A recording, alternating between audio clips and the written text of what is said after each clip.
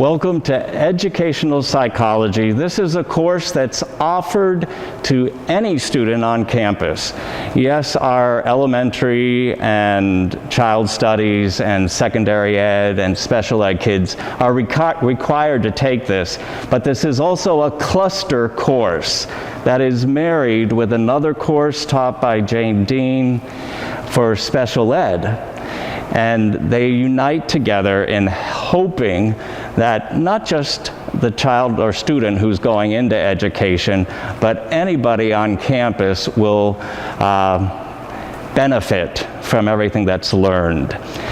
This course, I tell the kids who are psychology majors, science majors, business majors, that they'll be able to apply much what they've learned in their vocation, but also in their home life, because we do want to know what makes a great school system or school district. So you're moving to a school district that's top-notch, so that when you have your own children, you'll want to be in that school district. What if you want to someday become a member of the school board? That will be helpful as well. So yes, it's for our education majors, but it's for everyone too.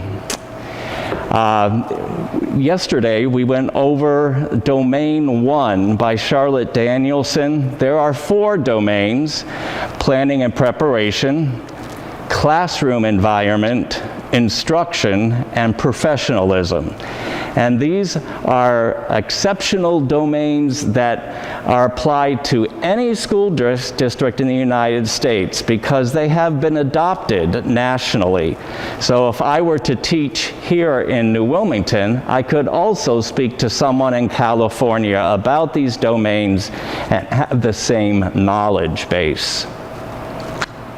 We'll also be touching upon all the different theorists within this course, from Dewey, Piaget, Montessori, Vygotsky, to Erickson. And this will be helpful for when these students have their own children. Why does my child cry when he or she drops something and can no longer see it? That's called object permanence, when they stop crying because they realize, yes, I can't see it, but it's still there. All these things they'll be able to apply and understand more when their child starts behaving in certain ways. So we're going to review Domain 1 and then go into Domain 2, and these kids experience my presentation, but I also represent, not just present. Everything that's taught, I'm hoping I model the way Charlotte Danielson in our textbook asks kids to do when they're in the classroom. First thing we do for routine is coming over here. Gang, so we have it separate, we have vowels missing within our schedule, so it's going to be teaching vowels, it's going to be teaching words for greetings like salutations, hi, hello, synonyms. We'll be teaching alliteration with Thrilling Thursday, and then this supplies you with a comfort zone, a routine that we have up here every day, so you know what your expectations are. So we're introducing the course to the alumni, which we just did. Now we're going to review and talk about books that are up on the steps here. We're going to go into Domain 2, and then you're going to be asked to use your book of 50 More Shades written by myself, and I neglected to have you speak about what you read in the book from Tuesday, so we'll do that this morning, as well as add a few more. And at the end, I'm going to show you a video of a teacher that I want you to grow up to be. And if you're not going to be a teacher, I want you to grow up to be this person that you see on the video too. And then your assignment to remind you that next Thursday is your critique of a research-based article in education or a editorial that's 250 words that tackles a topic on education. Something else I'd like you to do we aren't going to get to all the videos that are in Domain 2 in Module 3 in D2L. I'm asking you just to view them for homework. You don't have to write about them, but they will support everything we're talking about today. So, in Domain 1, who can tell me why do we want our kids to write? Why do we want to use that as an avenue in planning and preparation? Why do we want them to write? What does that help us? How does that help us? Why do we want the students to write? Think about my students that I've shared with you and how I learned from what they wrote about their life. So why do we want them to write? Yes, Patrick. It helps you understand the way to teach them or help them grow as a student, if you can understand where they're coming from. Okay, so you know where they're coming from. Right. Remember, sometimes students write things that they normally wouldn't say out loud. An example would be you having a journal. Maybe you're writing things down that you wouldn't share with anybody. But students may open up in a writing in a journal, and it helps me understand where they're coming from, like Patrick said. Give examples of assigned work. Why is that important? Giving examples of work that I want you to do. Why is that important? Samantha? It's important because if they have a visual model, they know what they're looking for. Right. It's a visual model of what I expect from you. So Thursday's assignment, I gave you an example of a research-based article about how reading corners are helpful within the classroom, and how 70% of our kindergarten classes have a reading corner with books, but that trickles down in 5th grade where only 25% of the teachers have a reading corner with books. And does that affect the enjoyment, entertainment for reading for entertainment?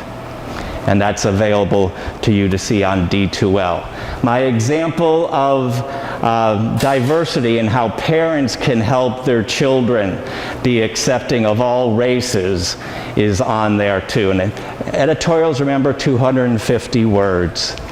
Also, let's see. Depth rather than width. Tell me about that. What does that mean? Yes, Doug. It means like you would rather go really deep into one topic than like very shallow on I'd rather them have exceptional knowledge about one topic than just spatterings of several. What example did Charlotte Danielson use in our text that helped us understand depth rather than width? There was something that they reenacted. Yes, Sam? They reenacted one of the wars that they were learning about. The Civil War reenactment was much more meaningful than it would be if I just stood up there and gave you all the dates and the timeline of the Civil War. Okay, let's go on to Domain 2. Classroom environment is our target. Do you see why I have a heart over here? Like classroom environment. That's because I believe classroom environment is the heart of teaching.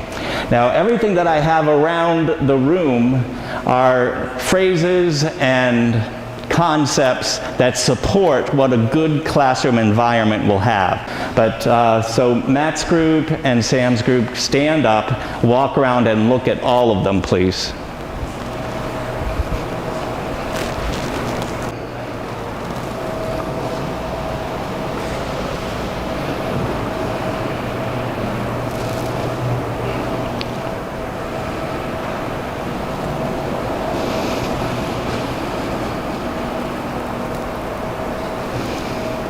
Okay,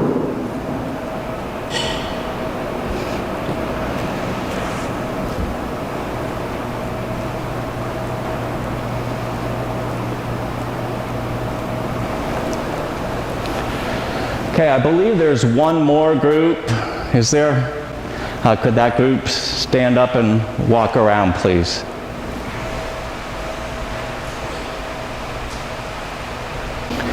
Okay, now you've read it once. I'm going to talk about it now. Then you're going to go into separate small groups and talk about a certain component. You'll each be assigned to one. Then you'll come back and share. Then you're going to be watching videos for homework that support everything here. And then on Tuesday, we'll review what you've seen. So that's 5 times. And when you've seen it and heard it and read it 5 times, it becomes a part of you. So, valued and safe. How do I make you feel safe in the classroom? What has Westminster done or I have done to make you feel safe? Keeping within the same group, like keeping cautious. Right, we're keeping the same groups now so that you're exposing each other to the same germs, so to speak, but you're keeping your distance. What else have we done to stay safe in the classroom or at Westminster? Yes, Lindsay? Well, the masks. The masks, yes, we have to make sure we're wearing them. I gave you one right on the first day of school in a Ziploc bag. I gave you gloves on the first day of school. Tuesday I gave you some soap or sanitizer. Today, if you want to, there's packages of Kleenex over there by the door if you'd like to pick one up. It is a way of me helping you feel like you're safe here at Westminster. Create respect and rapport. I think I did that on the first day of school, but it is something I have to continue to instill, and you do it for me. When I model it, you're modeling it right back to me. You say good morning when I say good morning to you.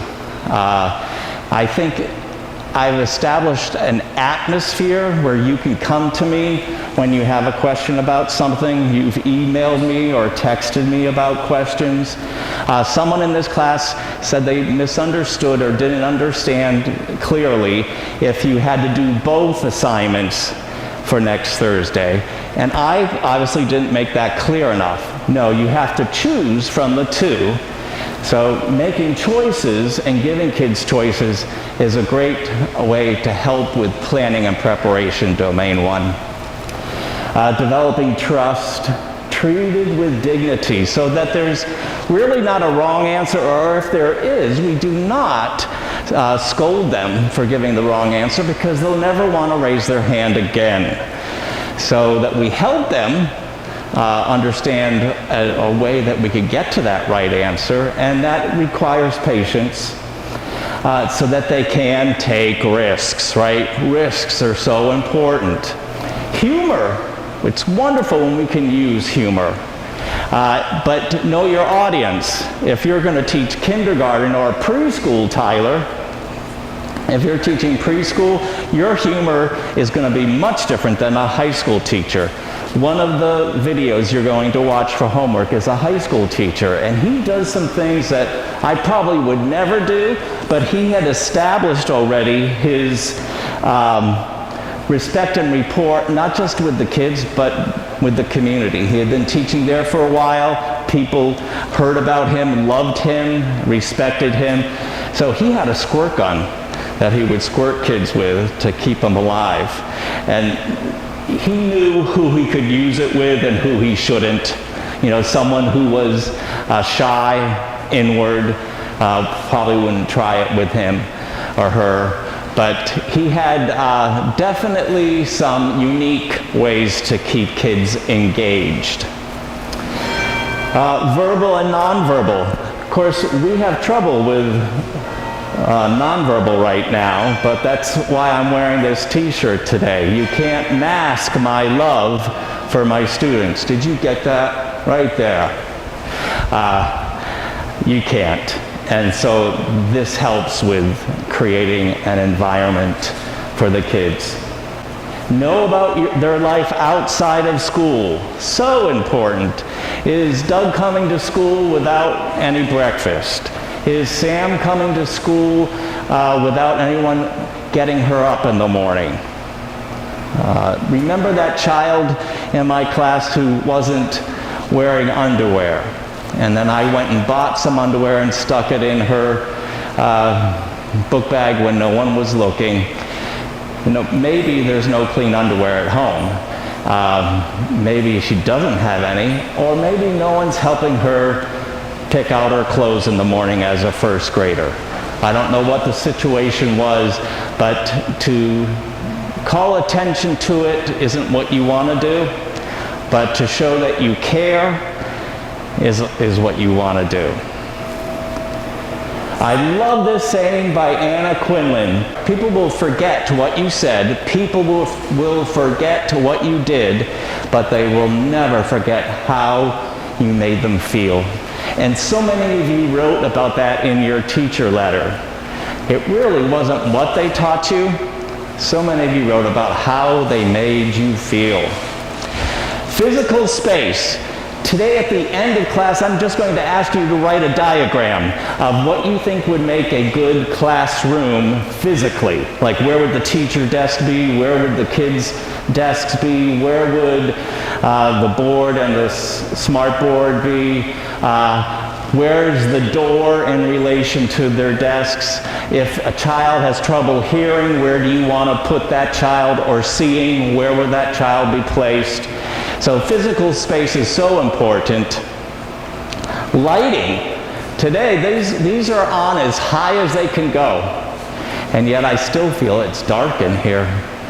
I opened up the windows, but because it's such a dark, gloomy day, we don't have the sun beaming in like we usually do, and it makes for a much brighter, attractive place to be. But this is the best we can do for now. Managing student behavior. One of your videos will tackle that.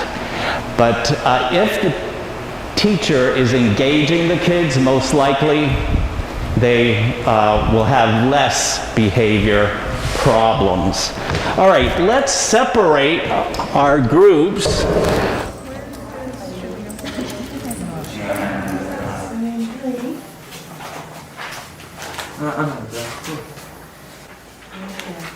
The component establishing a culture for learning, rationale and explanation. Classroom is characterized by high energy and a sense of what's happening. Must be able to explain to the teacher or another student why something is the way it is. How they go about getting kids like excited for learning. All right, let's put windows here. These are my windows. And then, like, should we do it like in a circle, or should we do like a U? The reading corner. Oh, yeah, yeah. everything. All right, Okay. let's put that back here. We'll Yeah, put like a fun. Yeah, fun couch. Yeah. Like right by the bookshelf, so you can read over there in the reading corner. Yeah. Yeah. Because they want to feel comfortable in the reading corner. True.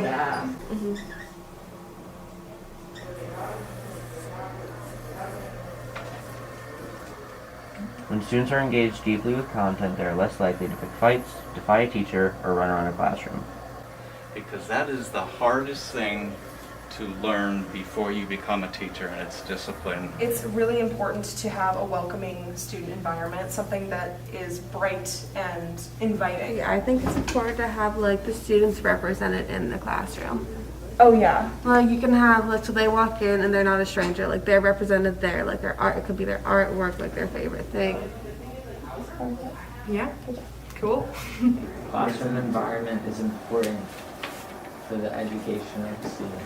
When a kid wants to come in and learn, it's far easier in the environment. Yeah, because it's like scary for a kid when he just shows up and has no idea what he wants to do. Yeah, it's like you read in that document when the teacher greets their students, that's just welcoming them in, like welcoming them into the classroom. They're like more at home, they feel safer. So It's like you have to give some, but the teacher has to make that environment. yeah. Creating a classroom environment of respect and rapport. Thank you, Matt.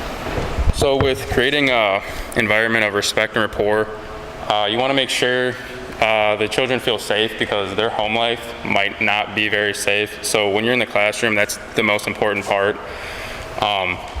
So you want to be kind of like caring and compassionate to them, but also make sure you're teaching them the right things. You can't just be their friend and their pal, because that can just become inappropriate, and then they'll focus more on trying to make you laugh or have a good time with you than actually learning. And it also matters how the other students treat each other. If you let the students just do whatever they want, bully the other students, or even just say little comments to each other, then they're not going to be focused on learning, and they're going to be more focused on bullying another kid or trying to make another kid laugh in the class. You have to distinguish when a student answers a question. You can't just kind of like make them feel bad because they could have taken a big risk not knowing. And if you make a sarcastic comment or make them feel little and belittle them, then they probably won't risk again trying to ask another question. Thank you very much. So we have to create that environment where they're willing to take a risk, right?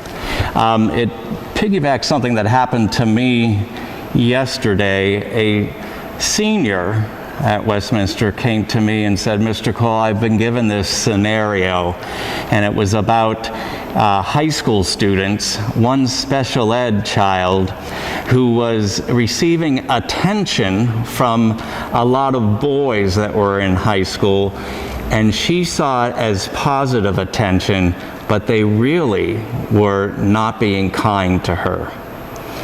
And he wanted to know, who would you talk to first?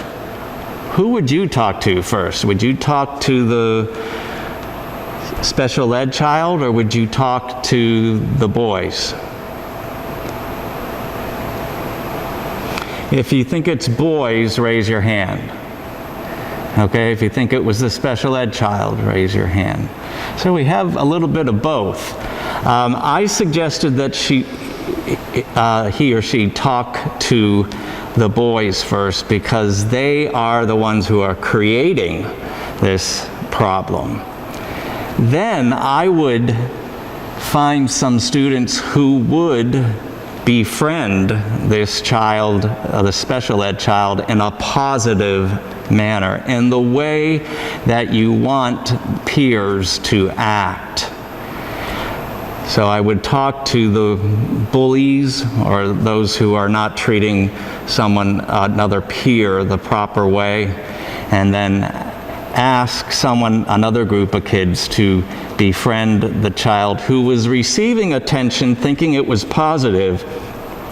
But once that attention ends because of my talking to the other group, she's not going to have a group. So I want to supply that child with some positive friendships to take the place of this negative type of friendship. 2B, it's establishing a culture for learning. Thanks, Samantha. So for this section, we discussed about how the classroom culture is characterized by the atmosphere of how it is taught instead of the actual environment that the teacher has set up for them. And it also talks about how the teachers blame the textbook and the administration for the rules that they have to follow within this setting, because they can't teach as freely as they would like to the material. Okay, thank you.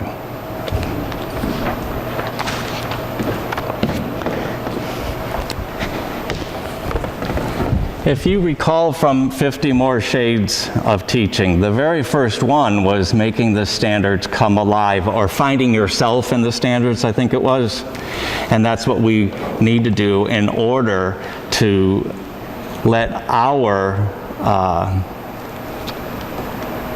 belief system not to be taken over by these standards, so that we can marry them together, right? Okay, 2C, managing classroom procedures. Oh, thank you, Doug. All right, so this one was just talking about how you can't have proper instruction without actively managing the classroom procedures effectively and establishing order to the classroom. Talking about like getting things done efficiently and establishing a sort of control to the classroom, and making sure transitions between activities or different lessons happen efficiently, and also managing the students in their small groups and in different activities, as well as managing the different materials and things like that. So, yeah. Okay. Thank you. And so important to help the kids learn how to work within these small groups like you were just in without me sitting there with them all the time. And that's something that's practiced over and over again as part of a routine. And we move to D, managing student behavior. Oh, thank you. Ours was about establishing a clear code of conduct as a teacher so that the students are well aware of what the rules are and what's expected, and then establishing what the disciplinary action would be if they break one of those rules. And then it basically just talked about if you have like a clear set of guidelines and what would happen if you broke them, then it would establish like safety and like the students understanding what would happen. Right, and establishing rules so that behavior can be followed. If you include them in the rule making, then they take ownership of these rules and it's more meaningful for them and maybe more meaningful and willing to follow them. And you can always point to that rule. Oh, see, you wrote this rule with me. We need to make sure we follow it. How could you change your behavior to make that happen? And E, the physical classroom. Oh, here she comes, my Lindsay, who's going to be a teacher. Yes, I am. Okay, so we had organizing physical space, and like the most important aspect of that is definitely safety and accessibility in the classroom. So obviously safety, like no cords dangling, all like if there's any chemicals, put all those away, all that kind of stuff.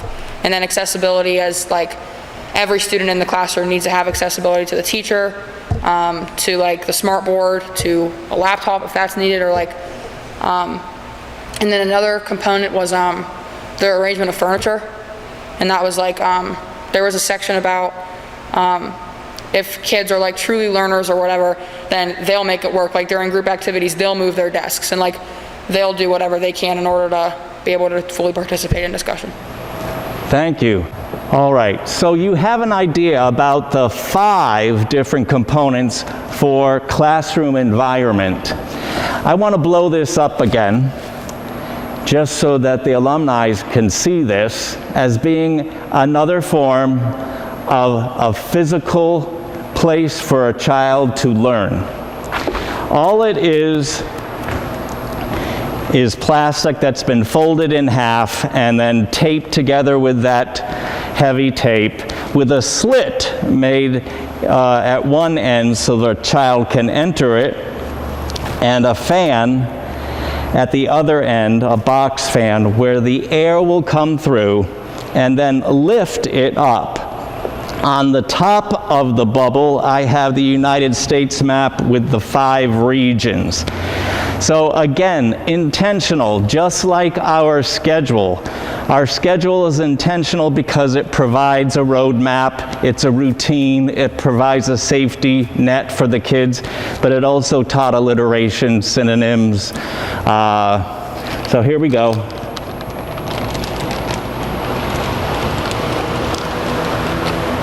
Now imagine the child whose home life doesn't have the capability of a parent ever wanting to make something like this for them.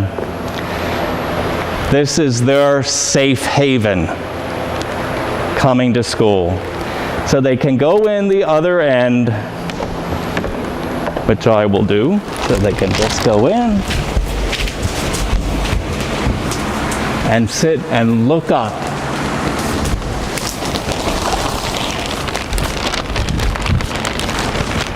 So again, another form of an environment in the classroom We'd probably have to set up all the desks around it in a circle.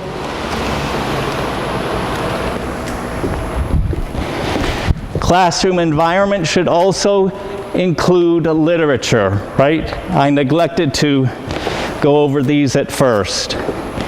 Who can tell me who we underserve again? Who do the public school systems leave out most often? Yes? Poor students. Poor kids, so poverty kids. Thank you, Patrick. Who else?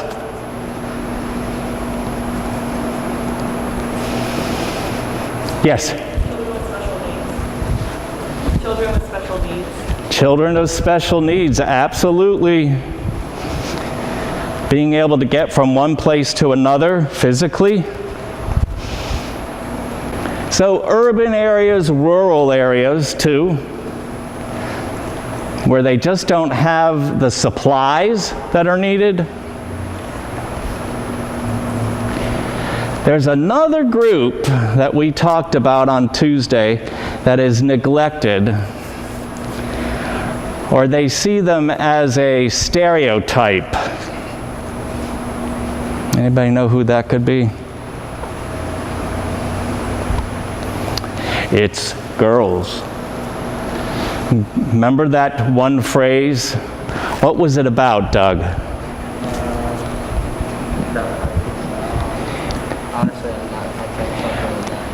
That one phrase where girls did okay for it being in science and math. Somehow we have to get over that stereotype of girls not being able to be successful in science or math. She persisted. 13 women who changed history. How about Greta Thunberg? Right? And she's young. She's a teenager. And she is responsible for us calling attention to climate change.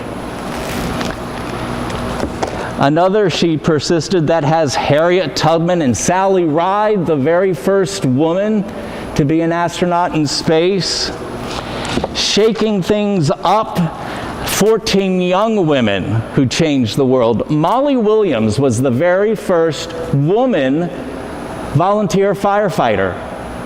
Something to celebrate there. Nellie Ply, she was an undercover reporter who traveled the world at a pace that was faster than any other woman. She went by ship, she went by train, she went by buggy, she went by horse, plane, and she made it around the world faster than anyone else. Younger, never too young. Helen Keller's in here. Shirley Temple. Anybody know Shirley Temple?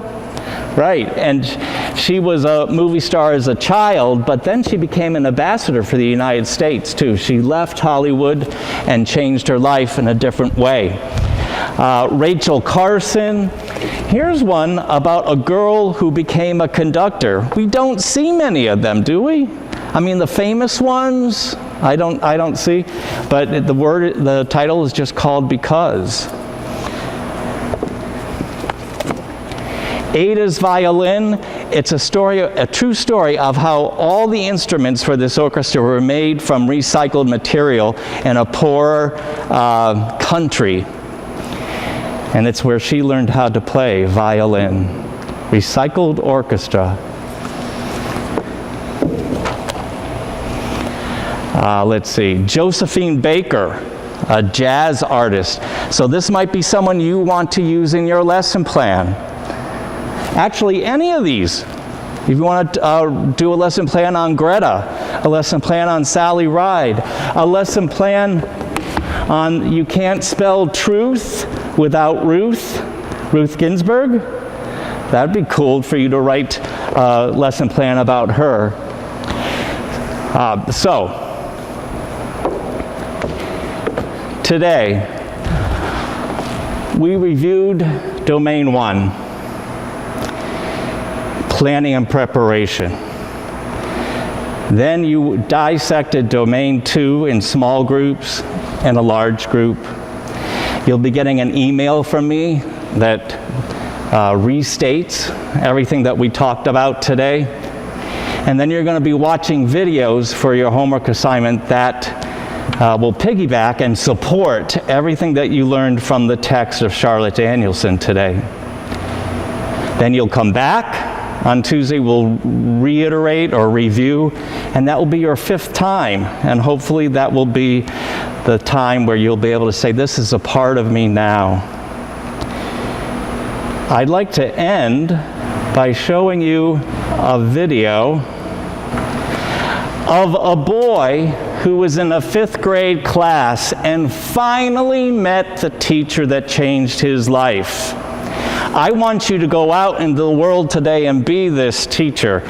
Even if you're not going to become a teacher, this will help you remember to be patient with the child who's on that airplane, who's very loud and maybe pushing the seat in front of him, or that child that's in the restaurant and you wish that he'd be quieter. Listen to Mr. Jensen. I have a lot of memories from when I was a child. One that's always stuck out to me, though, was when I was about 10 years old and I was in school and I struggled. And I didn't struggle with English, math, or science. I struggled holding still. And I would try to listen and focus and process ideas, but I couldn't help myself. And to be honest, I would sit there and then I would just start tapping. And the students in the class would look at me and they'd say, hey, stop tapping. A lot of the time, I didn't even realize I was doing it. And then eventually even the teachers got after me and they would yell at me and they'd say, Clint, you have to stop tapping. It got so bad that I got sent to the principal's office for tapping. And he said to me, okay, maybe when you go back to class, just try sitting on your hands. And so I did. I went back to class, and when I felt myself starting to tap, I did this. I sat on my hands. And that worked for about 5 seconds. One time I was tapping in class, and my teacher, Mr. Jensen, he looked at me and he yelled. And he said, Clint, stay after class. And I thought to myself, this is it. I am done. Now, I've always been the type of person that believes that a single moment in time can change a person's life. And this was one of those moments for me. And I will never forget it. And so I was sitting there with Mr. Jensen and an empty classroom. And he walked past me and he sat next to his desk and he said, Clint, come here. I want to talk to you. And as he looked me right in the eye, he said, now, I need you to know something. You're not in trouble. But I do have just one question that I have to ask you. And he asked, he said, have you ever thought about playing the drums? And in that moment, Mr. Jensen, he leaned back and he opened the top drawer of his desk. And he reached in and he pulled out my very first pair of drumsticks. And he held them in his hands and he looked at me and he said, hey, Clint, you're not a problem. I think you're a drummer.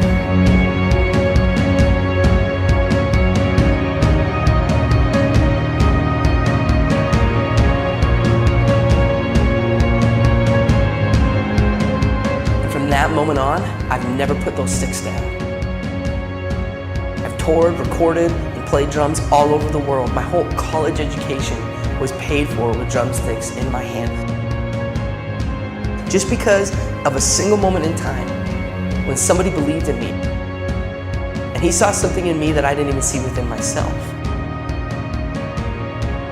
And from that moment, I learned that there's a difference between being the best in the world and being the best for the world. Don't you want to be someone like him? There's the real Mr. Jensen right there, by the way. Go out and be a Mr. Jensen, no matter what life you're pursuing in the future. Before we leave, you'll have to just be mindful of what I forgot to do. We didn't go into this. And let's just do the ones that we were doing for last Tuesday. It was 39. Have your students dedicate one of their classroom books for Shade 40 to a famous author, politician, or sports figure that they admire. My first graders wrote to Mr. Rogers, And he wrote right back, and he was so, he talked about things that kids would really want to hear. Like, I really loved how you signed your name to your letter. You know, so they went home and they said, Mom, Mr. Rogers said he loved the way I wrote my name. He talked about things that matter to that child, so think like a child, right? What domain do you think that would go in if you're writing a letter to someone who's special and that you admire? 1, 2, 3, 4.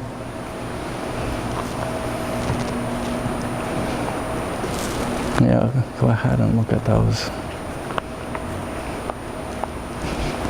I think you're right. She's looking over here anyway. I think it's a way to engage. It's something they'll never forget. We did number 40, make classroom books. If they are making it themselves, it's more meaningful than them reading one that I will read during story time. Like F is for football. Maybe it's all about sports. If they write one for the whole alphabet, it becomes more meaningful. What do you think? 1, 2, 3, 4.